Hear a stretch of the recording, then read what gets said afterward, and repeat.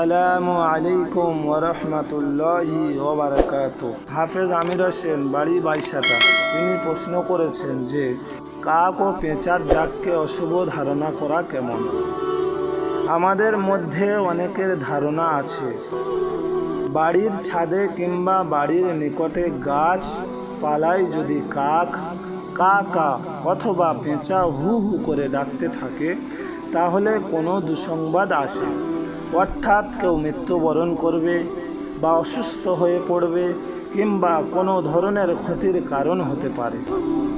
এটা শরিয়াত সম্মত কতটুকু সঠিক আমি এর উত্তরে বলতে চাই, আজ আমাদের মধ্যে যে সমস্ত কুধারণা লুকিয়ে আছে, যেমন বাড়ির ছাদে কিংবা বাড়ির নিকটে কোনো গাছপালায় যদি কাক ডাকে কিংবা পেঁচা ডাকে তাহলে কোনো দুঃসংবাদ আসতে থাকে, অর্থাৎ কেউ মৃত্যুবরণ করবে বা অসুস্থ হয়ে পড়বে কিংবা কোনো ধরনের ক্ষতির কারণ হতে পারে। এ সবই ভিত্তিহীন, ইসলামে শরিয়াতে এর কোনো অস্তিত্ব নেই। অতএব এটা ভ্রান্ত বিশ্বাস ও কুসংস্কার। দলিল হলো হযরত আবু হুরায়রা রাদিয়াল্লাহু তাআলা আনহু বলেন, রাসূলুল্লাহ সাল্লাল্লাহু আলাইহি ওয়াসাল্লাম বলেছেন, পেঁচার মধ্যে কুলক্ষণ কিছুই নেই।